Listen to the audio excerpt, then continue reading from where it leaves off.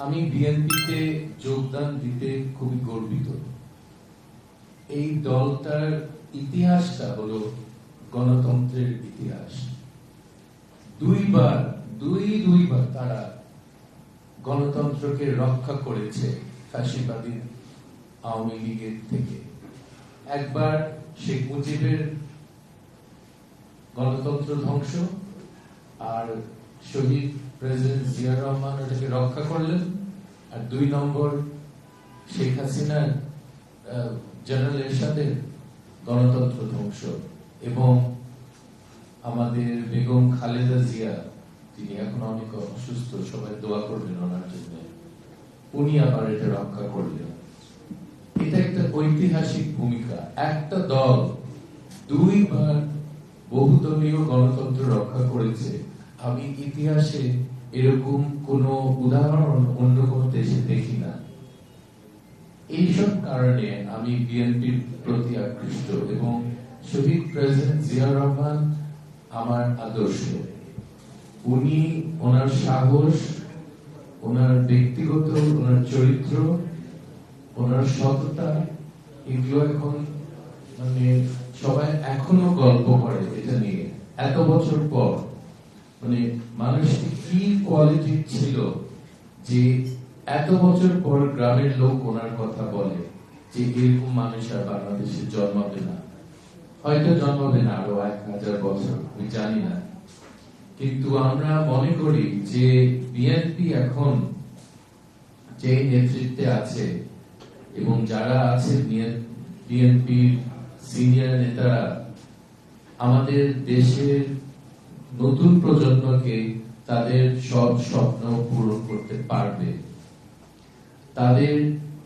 তাদের যে ভিশন দেশের জন্য, এটা আগের ভিশন না। অনেক কিছু বদলে গেছে। আমাদের acting chairman, right?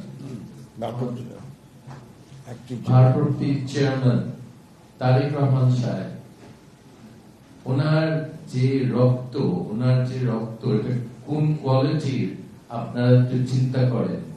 বাপ কি ছিল এবং মা কি আছে, এটা ইনক্রেডিবল। এটা আর কারো নাই, এটা বাংলাদেশে আর কারো ওই কোয়ালিটির ব্লাড লাইন নাই, আপনাদেরকে বলতে পারি। এবং আমরা সবাই ওনাকে সাহায্য করব একটা নতুন বাংলাদেশ গড়ে তুলতে। এবং আমার ধারণা উনি বিদেশে আছেন, এটা একদিক থেকে দুঃখজনক, আমাদের দেশের মানুষের কাছে নাই। আরেক দিক থেকে আমি এটাতে খুশি যে উনি বিদেশের সব কোয়ালিটি, সব প্রশাসনিক সব জিনিসগুলি উনি দেখছেন, শিখছেন এবং সেইগুলি বাংলাদেশে উনি আনবেন, আমি এটা আশা করি। তো আমি মনে করি ওনার ইংল্যান্ডে থাকারও দেশের মানুষের জন্য একটা লাভজনক জিনিস। উনি অনেক কিছু নিয়ে আসবেন এই দেশে যেটা আগে ছিল না, এবং এই দেশটাকে উন্নত করতে এশিয়ার মধ্যে, মহাদেশের মধ্যে এটা প্রথম 3 দেশের মধ্যে আনতে অসম্ভব কিছু না। আপনারা ভাবছেন আমি কি রূপকথার মতো বলছি, এটা পরে দেখবেন। কিন্তু আমি 35টা দেশে কাজ করেছি প্রায় 40 বছর।